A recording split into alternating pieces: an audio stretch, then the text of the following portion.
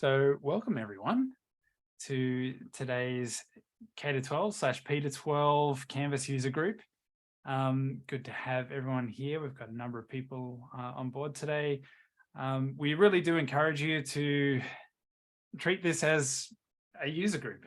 So if you've got anything you want to share, then just raise your hand in Zoom, and we'd love to hear from you. So we've got a few topics that we would like to discuss today. And hopefully, well, you all saw it on the invite, so hopefully this is of interest to you, but you can see that here on the agenda. And we've got a number of people, hopefully, that will be willing to share on these topics. We do know from some of the schools that we've spoken to that there is a lot of interest for these topics, particularly at this time of year and leading into the new year and rolling over and things like that. So number one on the agenda is to discuss rolling over courses for the new year. What evaluation process do you follow? So is there anyone who wants to lead us off? Feel free to jump in the chat or raise your hand, and you can actually unmute yourself. So you should have that capacity. And we have Stacey. I thought I'd start. So when we were talking about this last time, I had to do professional learning with the whole staff. And so I thought at the end of the professional learning and the evaluation, I'd throw in the extra question of how do you do your evaluation with Canvas. So I gave the whole staff options of, do I do it as I go throughout the year and edit the course and assessments before they're delivered, go back through the course at the end of the year, looking at what worked and what didn't and fixing it before rollover. So using your sandbox and doing it then. At the end of every term, making notes and changing what needs to be changed at the time, or change it at the end of the year, whichever, or after rollover in the new year when they're actually looking at it again. Also checking our Canvas standards that we have for the college, if they apply to, and make sure that their courses apply to those, and also looking at the rubrics and outcomes to check that they're still meeting those tasks. So that was their little, they just had some ticker boxes they had to do. And our responses we had pretty much were the highest percentage that said they do it as they go throughout the year and edit their course and assessment tasks as they go. And at the end of every term, they also make notes and then change what needs to be done probably at the end of the term as well. So that was the greatest percentage of staff. And the other one was probably the third highest, was going through the course assessments at the end of the year. So that was where we sort of sat with that. But yeah, that was their little ticker box evaluation for me, just as a quick one, so that I could at least give you our staff feedback on that. So there you go. That's awesome. So you don't have a set policy at the school for a specific way of rolling over or a set review process? Not particularly. They just have to make sure that they fit in with the Canvas standards. So we have the list. I don't know if you've seen on the community years ago, they said, for a great course, here's what you should check. And they had a checklist. So we then adapted that to the college and called them our Canvas standards. So they had to apply, because we use City Labs, they had to have a certain banner style, which was up there. They had to have the headings. The first part was learning intentions. They had to have success criteria on everything that so every course had to have either learning intentions in the lessons or learning intentions for the course. They had to have their success criteria through all that. Assessment tasks had to be on the calendar. So whether they were, still in paper form, but they had to have those things there. So we had a list of standards that everyone had to follow, and we templated a lot of our courses anyway in our pages, so that made it easier for people. But we do leave it up to head teachers and faculties specifically. So it's a very open door policy, so to speak. But yeah, most people sort of, whoever their course managers are or the head teachers, they'll go through it in the year. And if there's anything that needs fixing, they'll fix it pretty much straight away as they go. So do you use blueprint courses at the school? Or? Not particularly. We've sort of steered away from those. We started a few years ago with the blueprints, but we've gone back to sections. So we just find that that's a bit easier, just having a whole course and having the classes. Teachers can then section out in either the calendar or in their assessment tasks or anything else. We found that was a bit easier to differentiate for the classes, but also then to all the material we could guarantee was shared across the faculty, as opposed to one class getting extra stuff or not enough or anything like that. So I think a few faculties had started with blueprints and then went back. I suppose that makes a bit more sense with your workflow then, because everyone's in there anyway. Yep, exactly. Yeah, so it's kind of almost like a automated process because everyone is kind of in there. Yeah, that's fantastic. I think Andy, did you have something that you want to share on this front? Yes, I'm so sorry I'm late.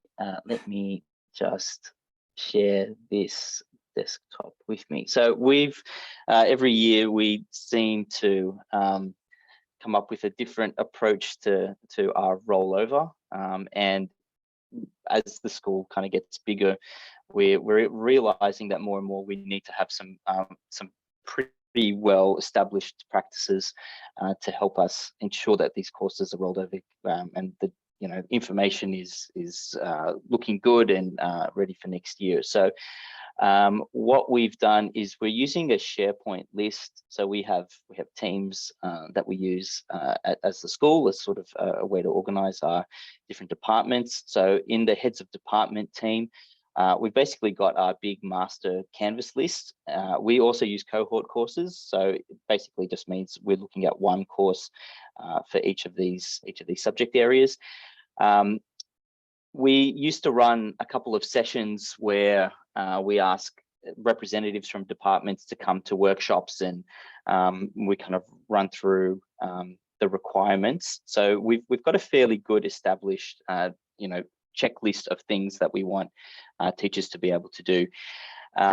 What we're trying to do this year is we're trying to, so this is my team and I have gone through and have done a little bit of a course audit where we've gone through and checked off each course in relation to each of these kind of key areas. But it's something that you could ask departments to do themselves, to just do a little bit of an audit of their course materials. But what we found is that doing this kind of makes it very clear to see where courses are that need a little bit more kind of action.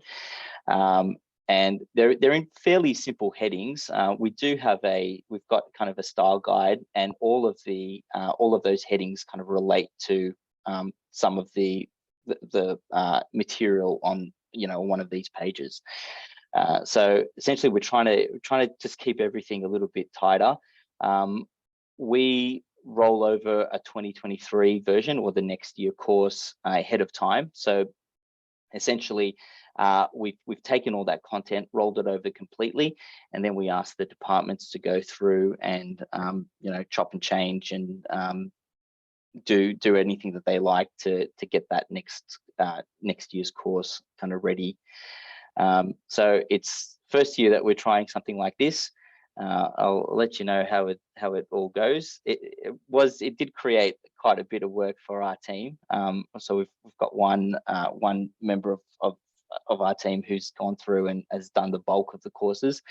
So she's done a great job. But it is very clear for a head of department. So they would just look at their own.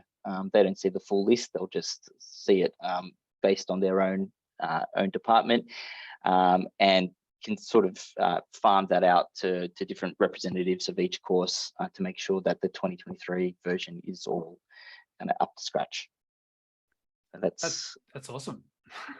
I noticed a common thing that you had is, you do have kind of like a minimum standard. And Stacey, I think, Rio's just chucked the course evaluation checklist, I think is what you were referring to earlier. So that's a really cool resource if you've never seen it before on the community. You don't have to use it as is, but it can give you some really good ideas as to what you might set as almost some minimum requirements for your courses at the organization, because then everyone knows where they stand, and you can actually say, are we meeting all these minimum standards? But as a teacher, well, fingers crossed, hopefully we're all reviewing our content from year to year to make sure it's still current, and and something we should be teaching our students. That's an important part of the process. Kate, I see your hand. Thanks. We do something a little bit different from what's been mentioned, and I'd love to get the thoughts of the team here on what we're doing. So we found when we first started Canvas 5 or 6 years ago, we would basically just copy the course from one year to the next. And after 2 or 3 years, the courses just became enormous. With so many, nobody bothered to clean out the course basically. And they started to become redundant in a way because there was too much content in there. So teachers then made their own arrangements by sending resources or developing lessons in other platforms and this, that, and the other. So we really had to think about the process we did in terms of rolling over courses. And we went with the strategy of asking the heads of department and the assistants to share to Commons the modules. And what we said, we created a list of what needed to be in the module. So in the module needed to be the unit overview, lessons, formative and summative assessment. And then what we did is the following year, we gave the departments again blank courses with our templated homepage, and then we asked them to import the modules in. And our thoughts around this was that currently at the moment in our school, say in Year 7 in our electives, we have drama on its own, visual arts on its own, music on its own, and we thought if we ever wanted to go to more of an integrated approach, what we could then do is build in the drama, the music in the one course, adding to which we thought, like if we had, say, a foundation maths class in, say, Year 9, what we could do then is instead of rolling over the course, we can build that foundation course from, say, a Year 7 number module or a Year 8 algebra module, I'm not really sure. But yeah, so we more so use Commons now, and we've gone through that process for 2 or 3 years. And so staff at the end of the year will share to Commons, and then the following year they get that blank course and import the modules in, so that it's kind of like they're going shopping. They can go, okay, I want this module, but not this module. Is that, I mean, do any other people do it that way? Are we doing it the long way, is what I'm asking? Yes, we do have a naming convention. So with our modules, it is our subject code and the name of the module and then the title of the module itself, but we don't actually have the year in the module. So we don't have 2022 07 E&G module 4. So what we do is there's a function in Commons where you can update an existing module. So that's what we do, is we just update the existing module. That's a really interesting approach. I don't necessarily think it's a long way. I think it's just an alternative, different way. Yeah. Anyone else have any thoughts? Joanne here from NT Christian Schools. We start the start of the year with an empty shell course for everybody, and we've done a workaround where we don't use Commons, but we've implemented under like a schools account. All of our schools are under a schools account. We've implemented a kind of workaround course observer where all teachers are added as like a course observer, where they get view access to everybody else's courses. So they can basically search everyone else's courses, go in and have a read, look, see what they like, and can then import into their own courses. Just as like a workaround, we've done this so that they don't have to share out to Commons. We also have a series of master courses that are maintained by our curriculum advisors. So if we have new teachers coming in, they have ready-made courses that they can pull straight into, or the teacher has the option of, rolling over their course, manually importing what they like from last year's course as well. But the ability to see everyone else's courses being used, this course observer role that we've created, which is just basically view courses at that sub account level. So okay, so there is no one approach, which is great. So are you using direct share at all, or is anyone using direct share or any of those tools to share content? So not including Commons or not using the course import tool. Are people aware of the direct share tool? Yes, no, Nope. yes. Mixed response. Okay. So direct share is a tool inside of Canvas where you can share to another teacher inside of Canvas. So you can go to the item, the ... the context menu next to every item in Canvas that ever exists. You can click on that and you can share that item to another person, and then they just go into their user profile and they can see all the stuff that's shared to them, and then decide where they want to add that into their own courses. So that's a pretty cool function. So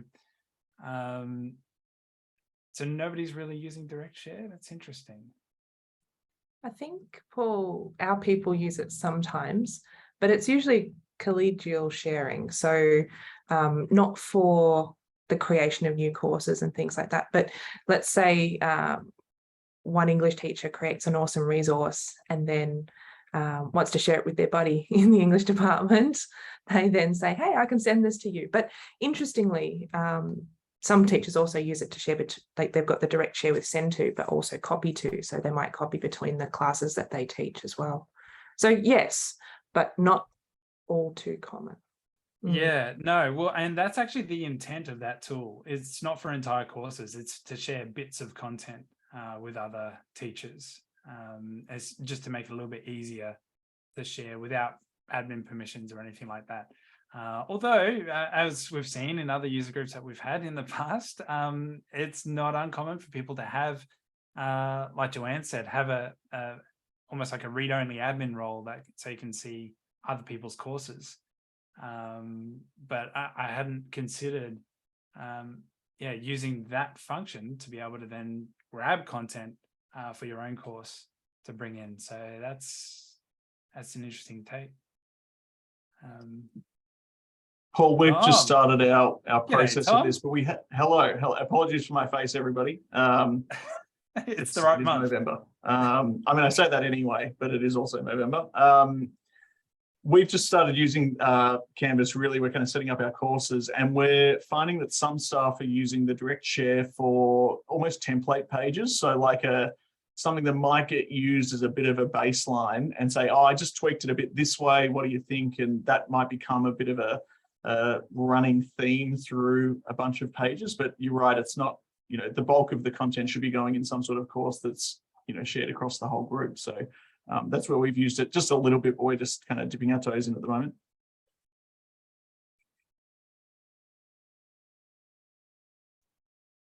Jeff, do you want to share about that? Oh, I mean, we're not here to sprig third-party vendor products, but sure. I just thought it was interesting. Hi, everyone. Jeff here from One School Global. Have I got the right screen share there? I think so. There you go. You can see my City Labs screen. I can see your Canvas instance. Desktop. Look at that. There we go. Too many screens. Global assignment QA checklist. Let me try again. 101 of sharing screens. So this is a tool, and I saw Andy's tool. This is City Labs. It sits inside every course. And what we developed was our own sort of internal checklist, which is more around our pedagogy than actually, do you have this or that turned on in Canvas? So it sort of drills down to exactly what we want to see in every Canvas course. And then we've summarized them here. And then what we can actually do is go and have a look at that course as a sort of a pre-flight checklist. And we go, yep, ready or attention needed. And then we can actually have some backwards and forth inside the course that actually goes across to the user's course. So this is 10 maths, and I'm aware this is the secondary example. But you can actually track that inside of what's going on and then direct students to look at certain aspects of their course and then have a bit of a tick and then a yes, ready to go. But the good thing about that is that everybody can see it and it's all easily tracked. We then have a blueprint, a sort of a master course, blueprint course that sits on Commons, that sits in our instance, and then is pushed down, is reviewed from year to year by the team. They make, again, that review that master course and then resync that for the next academic year. And it seems to work pretty well.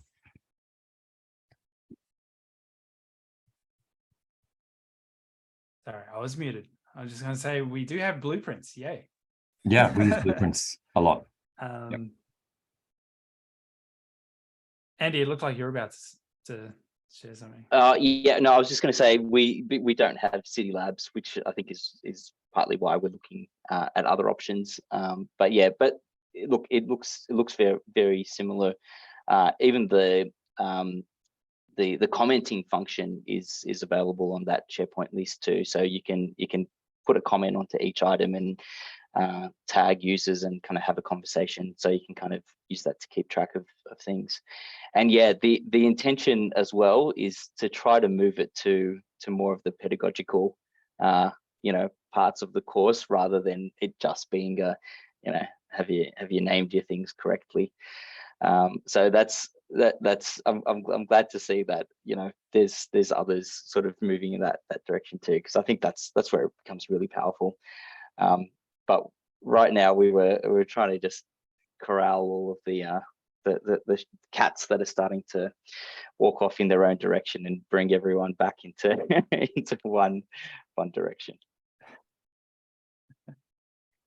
We've used Laurie to achieve that a little bit, where you can lock down the control that some staff have. So just color schemes and font types, they're only able to access certain items in that regard. So basically, as the admin of Laurie, you can set global colors, and it means that no one can find any colors other than those. So, same with fonts as well.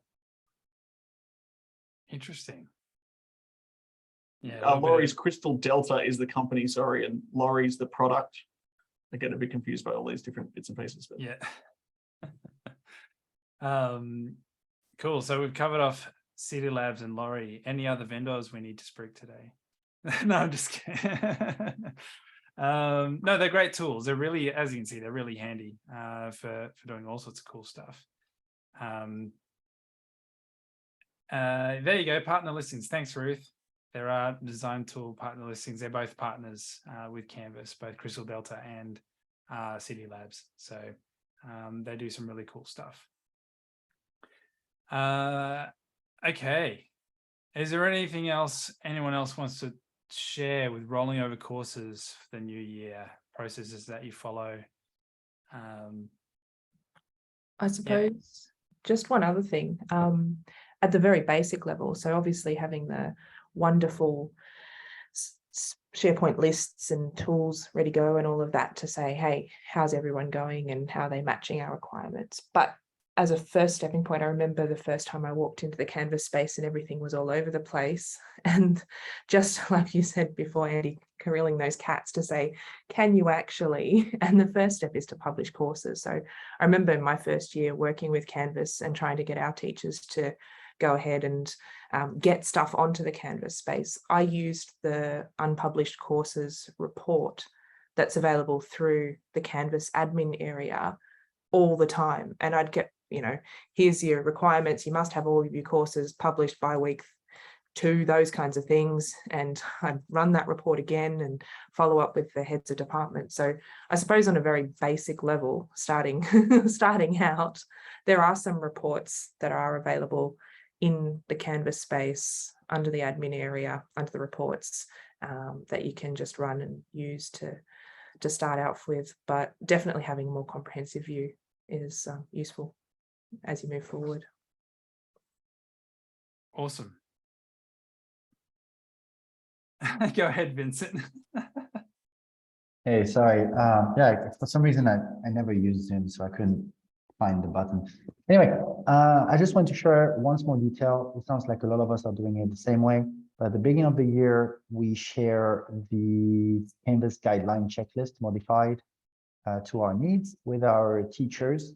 And we actually put the responsibility of the whole checking the courses and blah, blah, blah on the curriculum coordinators. But what we've decided to do is to ask the teachers to self-assess their courses and bring a copy, digital, but to their meeting with coordinators of their self-assessed courses beforehand, which puts a bit more on of the onus or the responsibility on their shoulder, and it's a bit more, how would you say, I can't find the word, but it's more intentional in a way. So when they have done something or they haven't done something, they can probably explain why or why not, and they're more deliberate in the approach of taking courses. So that has worked out for us, but overall, I've heard many things that were interesting and similar to what we do. Yeah, that's awesome. And I really like the discussion that we've had about, focusing on the teaching and learning, the pedagogy behind what you're doing. It's the why of what you're doing, rather than just a checklist to tick things off. And just stepping back for a moment and saying, well, what's the experience of the student, and providing a little bit better consistency of experience is positive for the students. Okay, unless there's anyone else that wants to contribute at the last minute, we should probably move on to the next topic on the agenda. So supporting new and or existing staff with Canvas. So I imagine this will be a bit of a discussion around staff professional development and how you get people up to speed and how you keep people up to speed, because Canvas doesn't sit still. There are new things happening all the time. So who would like to kick off with this topic?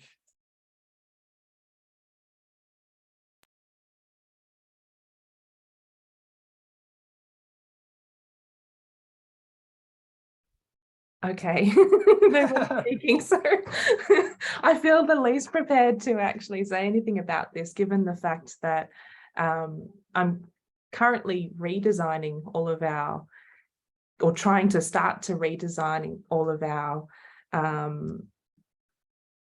staff training modules, I suppose. So we started off with going through and having content in Canvas modules, and they were originally organized in a very how-to way. And I think as we've gone through the chats about redesigning how we present content to our staff to keep them updated, we're actually looking at modeling, showcasing our content rather than in IT focus, like this is how you do something, but grouping them by the, I suppose, the things, grouping them by pedagogy rather than how to. And hopefully that kicks off some discussions around how people present the content to staff. What use does it have for staff? If a staff member is looking for a resource to help them with multimodal presentations, how do they find that? Rather than presenting like IT people generally like to do, this is how you perform a particular function. How can we then tie that back into curriculum? And that's been a bit of a challenge, changing that mindset with regard to presenting content for staff as well.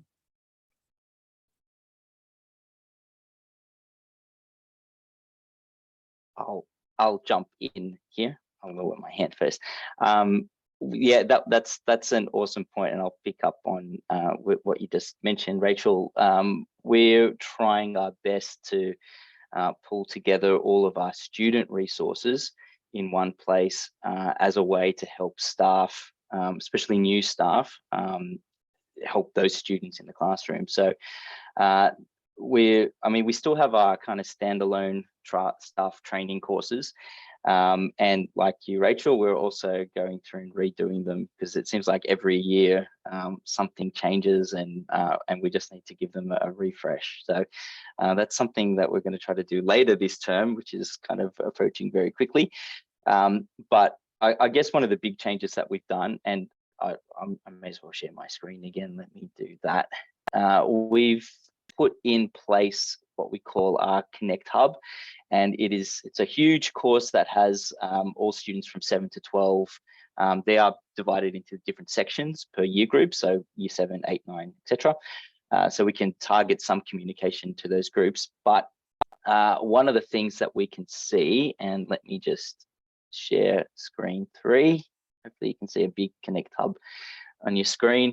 Kind of just, it's not very fancy, but we've made what we call our digital survival guide, and these are the main tools that we use at the school. But if you go into the Canvas one, we kind of have a list of all of the, I suppose, the main things that a student will need to do in the course of using Canvas, and then just quick links to show on the page how you do certain things. So a lot of them are kind of a collection of videos that Canvas already had, sort of existing videos, things that we've made ourselves, screenshots and things like that. And we're really trying to tailor our staff PL around just these apps and these main functions here, so that they can get the students using Canvas effectively in the classroom. Then of course there are like additional things that you need to tack on for a teacher, and it's primarily marking and things like that, because we already have our courses mostly set up through our kind of cohort courses. There's not a whole heap of editing that we expect new staff members to do in Canvas right off the bat. So we kind of hold their hands, particularly if they're stepping into a head of department role or assistant coordinator, anything that has sort of instructional designer kind of component to it. We kind of do that more one-on-one. And what we try to do is look at it through the lens of, all right, if you're a teacher, you're going to need to guide your students to do these kind of important things in Canvas. So, here's the same resources that you have for the students. And then even going so far as by saying, if you're using Studio for a video in one of your tasks, actually copy that link so that when the students click on it, they can go right to that same video that we've created and kind of have like a one-stop shop across all 7 to 12, different departments, different tasks. They're all kind of coming back to that one same resource, and hopefully students get a bit more familiar with using that. So I guess, yeah, that's our approach that we're going with this year of really trying to build up that as a bank of resources and getting new staff familiar with that. And I'll stop sharing. Awesome.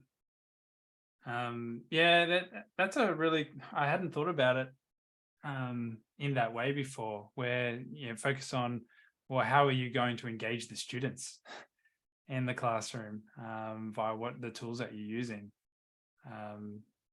So yeah, it's again coming back to that pedagogy. And Rachel, so you've got there, you're looking at grouping the information into different categories like research, thinking, social communication, self-management, rather than technical output. Yeah. Yeah, so that's exactly the same thing there with how do you present that back to the student? How can a teacher use this practically rather than having to think about it from a technical aspect? It's been interesting trying to put items together. So what do we use a discussion for? Is that for communication?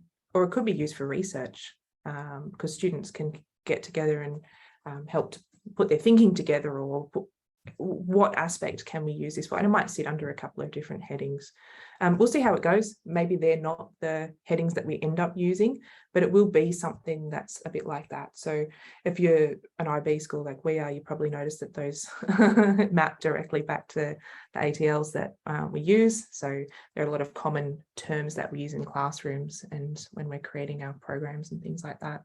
It's just about trying to make things more user-friendly and useful, because it's hard enough to get teachers to use tech in the first place, and not that they have to, but if we can present it to them in a way that makes sense, then yeah, I find that hopefully that makes a bit of a difference. Yeah, it's kind of contextualizing the tools. Yeah. Kate, I see the hand. Thanks, guys. I'm just wondering, in your schools, what we're finding at our school is that we have a real difference in skill set and I suppose willingness to learn between subjects that rely heavily on a different platform, such as Style or Edrolo. What we find in some departments, they'll often say, oh, I don't use Canvas, I use this. And it's like, oh, okay. And we just find that there's this disengagement almost with learning the different features of Canvas because they're relying on that third-party platform where the content has been made for them. So, there's a big difference in those that are making the content and experimenting with discussions and quizzes and collaborations, and then those other subjects that are just saying, just go to style. Does anyone else have that problem, or is that just us? We just make everything inside Canvas. So the LTI will bring all that in. So you still, Canvas is the hub and everything comes around from that. And I Yes, know like embedded in, but in terms of they then won't go and find like experiment with say discussions or collaborations because they just direct the student to the style lesson. Do you find that same difference or no? Not really. I think we try and bring it back in. So you've got your assessments, etc., back in Canvas. So there's a real integration in that page. But I understand that it's an extra step to try and bring that back in. Yeah, it's just, I suppose, getting them to build their own content in Canvas. We always say keep it in Canvas as much as possible. But yeah, just that willingness to try those different features. I think, I mean, we're the same when we have those challenges as well. But like Jeff, we say that as long as it sort of begins its life in Canvas and then if it's embedded in. But the other thing is that, there's a requirement for assessments and for sort of formative checkpoint tasks they have to be in Canvas. The rubrics, the marking, the comments, that it has to be in Canvas. So I think that helps to steer things away from, a department like science going fully into style and kind of abandoning Canvas altogether. So I think having just a couple of those key requirements for us has helped get a bit of balance. But yeah, I feel the pressure from, especially when, something like style has all this pre-made content and it's quite lovely and, you don't want to say, all right, you have to redo all of that or don't use it, because if it's good content, then we should be using it. But you try to balance that out with the student experience and not, trying to, confuse them with jumping from different platform to platform and having things centrally located. Interestingly, I just did a quick Google and I found a link about connecting style with Canvas, which you've probably come across. But Ed Rollo in particular, can everyone across the region pressure Ed Rollo to make an LTI tool, please? I don't know why they're resistant, because they've got great content. So Vincent, you've had your hand up patiently and you found the raise hand. And I found the button indeed. I found it. I was looking in the emojis, but I didn't see that there was an option right there. No, I just wanted to share and to say that I feel the pain and share my pain as well. We've had issues with some teachers preferring to use other platforms than Canvas, but to not to design something with some elements, just to deliver their entire year on, let's say, Google Classroom and completely ditch Canvas altogether. We've also had experience with some teachers that don't see the relevance of Canvas in their day-to-day teaching. For example, our PE teacher in PYP was like, I don't need to use Canvas. I'm not going to use Canvas. So our approach this year, we don't have a solution that works for us yet. We're testing it this year, but it has been to change our message on why we use Canvas to make everything explicit in terms of transparency with parents. So we want the lessons to be on Canvas because we want the parents to be able to support student learning at home. We want the assessment and feedback to be on Canvas because we want the parents to be able to help the students prepare to an assessment, but also we want the parents to have access to that feedback, and we want the parents to be able to reinforce the learning at home, etc., etc. So, of course, the end message, the implicit or end message to the teacher doesn't change. Is do your things in Canvas, put everything in Canvas, but the way we're approaching it is more to put it in parallel with what our big picture goal is, which is, in that case, increasing the transparency with home and making sure that they're able to support the learning at home. And when we take a specific case as an example, whether it is the teacher that doesn't put anything in Canvas, well, we can say, this is why you should put something, but also it helps us to address some technology issues at a bigger picture, such as teachers that ask students to submit links to a Google document. For example, if the parents cannot see the Google document, then it's pointless.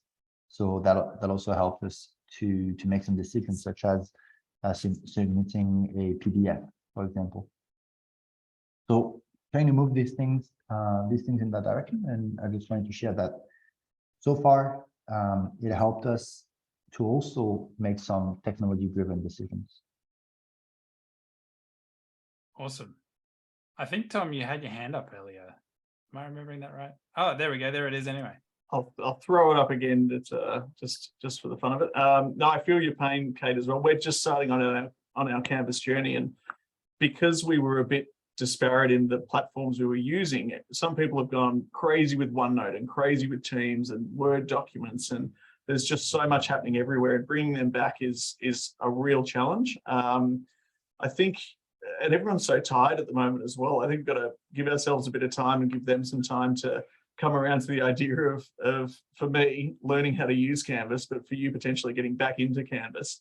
I don't know, I felt like, you know, I'm training staff in Canvas this term, and it's just been a bit of a slog at times, depending on the department. So we're getting there, but I think I'm kind of saying a bit of a bare minimum, but maybe an almost Canvas creep is the way I'm thinking of it. So you can keep using your OneNotes, but build a page that just explains that this is what the purpose of the lesson is, and then go to OneNote. So, you know, for the students there, using Canvas to get to OneNote or to get to something else. But it's coming in as that structural platform. And then maybe next year I can say, well, what if we now take some of that content and put it into Canvas? And it certainly will be some hand holding and maybe some reticence as we go. But that, I think, I don't know, you can say here's school policy, we have to follow it, but I don't know whether that'll be all that effective at the moment, with at least not with my teachers here.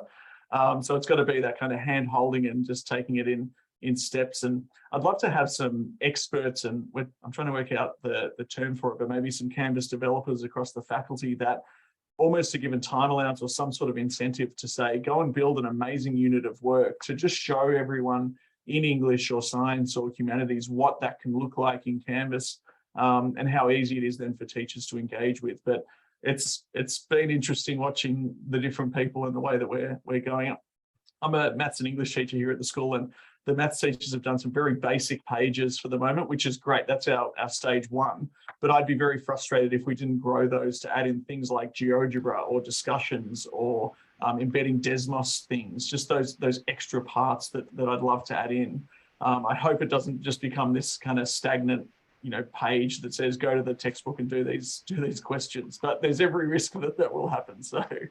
And I think that's what our frustration is, that we're 6 years in now, and because we've gone gentle, and let, you know, yeah, keep going, that we haven't seen a willingness to experiment with what we have available to us. Yep. So yeah, just if anyone's got any strategies. Get management on them. Carrot and stick. I mean, I think I think we started too gently, and we're realizing now that we, you know, this is why, going back to the checklist I showed you before, we're realizing now that there is real benefit, and staff, although, you know, some of them might feel a bit put out at first, there is real benefit in being very clear with what are your expectations. We're all doing this. I mean, have a strong why, and I think the visibility to the parents, Vincent, I think that's a good why. But, you know, to back yourself, and you know, staff in the end will I think thank you for the clarity. There's not so much gray area where they're unsure about, oh, do I have to really do this? If you're quite, you know, clear, you know, still be nice, but if you're still clear about things, I think they do eventually, you know, recognize that there's benefits there.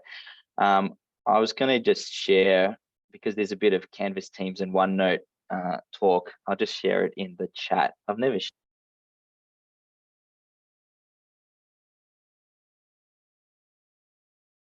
We've lost your audio, Andy.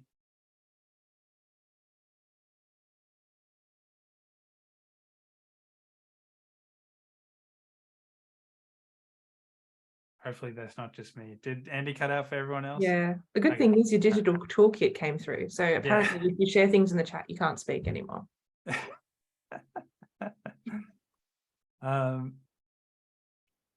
No, I've still lost you. But there is it's actually both Barker and Trinity shared a wonderful webinar on how they use OneNote and Teams with Canvas. If anyone missed that, we do have the recording in the community. We can catch up on that. They're definitely not mutually exclusive. There you are. Yeah, I'm back now. Sorry, I just Yeah. took my silly headphones off. Yeah, I think that was the image that we shared at those previous events as well. But it's basically just to try to be super clear about where the purpose is of those tools. OneNote does, the kind of the annotation and breaking down of content, and can be used as like a whiteboard, a digital whiteboard, and can keep all of those teacher annotations really well. So, if a tool does something well, then I think, you should consider how it fits into your kind of ecosystem. But one thing what OneNote doesn't do well in our context is do stuff for a whole cohort, to do content that lives on year after year, that can be refined. It doesn't manage videos very well. So we're looking at, all right, well, what's the balance of these tools? And Canvas does the whole cohort, can actually, create really nice, visually appealing content that's well, well developed by a teaching staff. So that's kind of what we lean on and sort of leverage the things that Canvas does really well. And then if OneNote can come in and do some other things as well, then that's how we kind of try to put it all, piece it together. And same with marking. I mean, Canvas is far superior to any other kind of marking tool that we've ever come across. So make the most of that and say that the rubrics, speed grader, comments, all of that, and especially with the enhanced assignments, it's just a really good experience and nothing that you can get in those other tools. Kate, one of the things that we did at Abbottsley was that we had the same problem that you're describing, but I had to do an audit with the head of science and just basically say you've got too many tools that are competing with Canvas. And when we actually had a close look at it, that they were signing up to things historically that weren't utilized in the way that the head of department thought they were being utilized. So when we sat down and looked at it, he was paying money for these services that really weren't used in the way that he was thinking they were being used. And then we just realigned it all and just said Canvas is the tool. And yes, we want content through Education Perfect or whatever else. He had to choose the kind of content that he wanted. And we just kind of solidified on those couple of tools on top of Canvas instead of signing up to everything.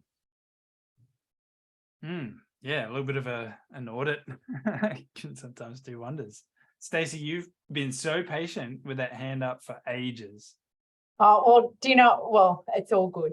I was just going to come back to what Andy was saying before, and we do something very similar to with our professional development for our staff and also with the onboarding as well. So once we've got a new staff member, so we know we've got one coming next year, he's already been onboarded to our school, and we've sent him the links and added him to Canvas already so he can start his Canvas training now. So we have 4 sections on our Canvas in our college training because we've got 300 staff across the college. It is all online. So, and we try and keep it as tight as possible on there. It does get reviewed every year by myself and David Somerville, as you would know. He's in Vietnam, by the way, sends his apologies. He's on holidays. So we have 3 levels and then the Canvas Champion. I think someone actually wrote Canvas Champion before. So we call it then the final one's Canvas Champion. It's all badged and they have to go through, watch a video and answer questions almost exactly like kids do as well. And then we then have for O Week for Year 7, we have a training segment for them as well. So they go through a PowerPoint that's guided and then they have to answer questions at the end as well. So that's there for them, and teachers will run through those. So the ones that we know probably know Canvas a little bit better, we won't put new staff on that either. And then same with our parents, we do training nights for them as well. So because that's half our problem sometimes, if the kids will go home and go, I don't know. But the other thing too, I know what you were saying before with all the other platforms and everything else, when we first got Canvas years ago, I think it's about 6 years ago now, Paul or Rio, correct me if I'm wrong, but our principal at the time mandated it. He just said, no, this is it, we stop everything else. So, and it was part of the success of implementing Canvas, because we just didn't have anything else that got in the way. So Edmodo was taken off. You know, if people wanted OneNote, they could use it, but it had to be embedded in Canvas. Same with Google Slides, or you know, any sort of Google Drive, and same with Microsoft as well. So everything had to sit in that Canvas folder. It couldn't be external, so that was it. So that's what we did. But our Canvas training has always been differentiated as well. So when we get new staff, after they've done the online training, then we usually sit down and do some face-to-face PL, and we'll usually have our staff here. So we've only got about 100 staff here. We'll sit them in sort of 3 or 4 rooms and differentiate for them. So we've got then those people that, and they self-differentiate. So if you feel you're more of an advanced group, you'll go into the advanced group.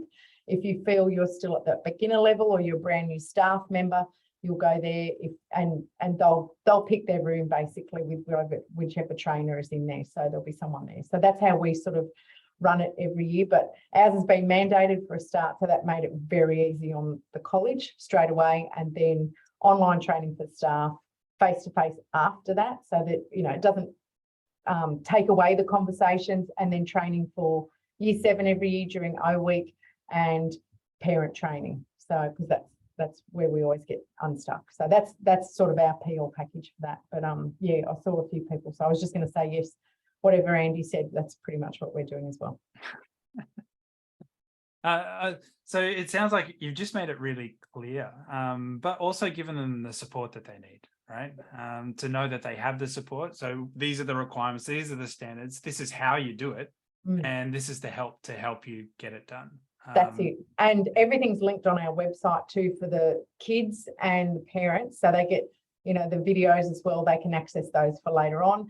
And the same with the videos and the quizzes built into Canvas. People can just go back and re-watch if they get stuck. And then David's got what we call IT self-help on SharePoint.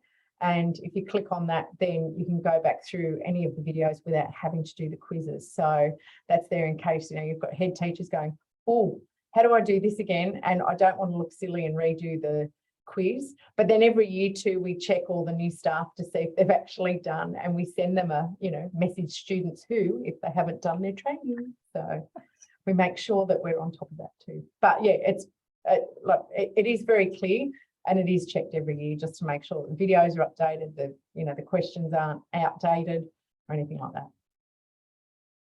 Cool. All right. We did have one more topic. We've got like 5 minutes left, but this is probably going to be a pretty quick one. So unless anyone has anything else they want to share on this, so supporting new and existing staff with Canvas before we move on.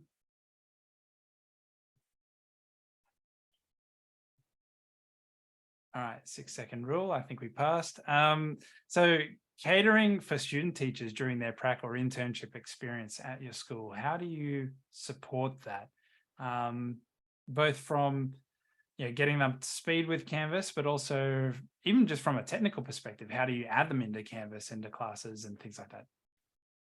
I think just interested to hear what everyone thinks on this. One other thing that's come up a few times is when you have, you know, a head of department, for example, who's a bit worried about giving a prac teacher access to Canvas courses, and with the fear that they might take that content, you know, and, you know, use it sort of, you know, not that that's a bad thing, but that's something that's come up in our school, where, you know, there's a head of department might be worried about giving too much access to Canvas, where a prac teacher might take it and run.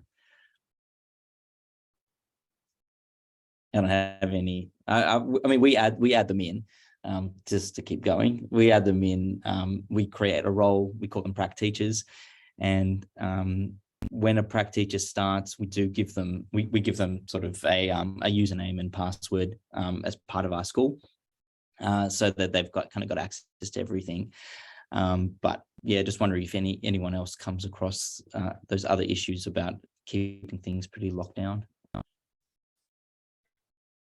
Stacey. Oh, I'm just laughing. There's wasn't even a prac teacher that deleted one of my entire courses. She just went through, and it was a casual teacher. So what we do, we now treat our prac teachers a bit like casual teachers to start with. So all casual teachers have got read-only access, so they can get into every single course. So they can do whatever they have to do in a class, but they can't alter courses, edit courses, or generally just remove students accidentally, or the entire school from a course, anything like that. But once our interns and our prac teachers get their Joyce form done, so in the department you have to get your department access. Once they get their department access, we add them as a second teacher on EdVal. That's what allows us, and then we sync it through EdVal, and then we add them as a second teacher to each course on Canvas, with the conversation that unless your supervising teacher says you can alter a course, you do not alter. You can just use as you see fit in the classroom, but they can't alter or anything like that. So, but if they're under supervision of that staff member and they say, yep, here you go, see if you can create this new page, then they've got access to do that. So that's what we do with them. Otherwise, they're kind of treated like casual teachers with that, with everything else. But usually the interns, it's not so much the 4 weeks or the 2-week prac teachers or anything else, it's the interns that get the full access as a second teacher through EdVal. And then it's kind of a nice, it works out because then they're also on the reports and everything, so they feel welcomed, so to speak. But anyway, that's what we do. Tom. Sorry, Stacey, can I just ask quickly, is that through their enrolment in that single course, or is that some sort of admin enrollment, or is it just that course enrollment? Usually just the course enrollment will add them, but because it's on their, it comes through on their EdVal timetable, they should get pretty much every single class that they're added onto on EdVal into Canvas. Perfect, thank you. Andy. Yeah, I was just going to also add that, I mean, really, we should be encouraging prac students to have full access and get the whole experience. So, to be able to at least mark work, that's sort of a given. But I think the more that we can get the prac students in, and if there's opportunities for them to create content in Canvas, I think that's definitely should be encouraged, because they are going to be rocking up in our schools as a fully fledged teacher, soon. And if they've got that experience in their prac, I think it's important. Yeah, my wife's just finishing up her master's and finishing her internship, and the school she was at has Canvas. So, and she did get access to do things and to mark students and things like that. So, yeah. She was lucky because she had someone she could ask questions 24/7. Yeah, exactly. All right. Well, we've just hit 4:30. Is there anything else that anyone wants to share on that front? All right. Well, thank you. It's been awesome. Thanks everyone for sharing today. Really, really appreciate it. We will have our next user group in Term 1 2023, probably halfway through the term-ish is when we'll probably get that all lined up. So keep a lookout for the registration email to register for that. And Vincent just saw your comment there. But that's that's funny. That's different circumstances. But yeah, thanks everyone. And thanks for everyone who shared. Really, really appreciate it. And it's always really useful. I'm always learning something from the user groups, and hopefully everyone else is too. We'll see you all in the new year. Thanks, everyone. Thanks, Paul.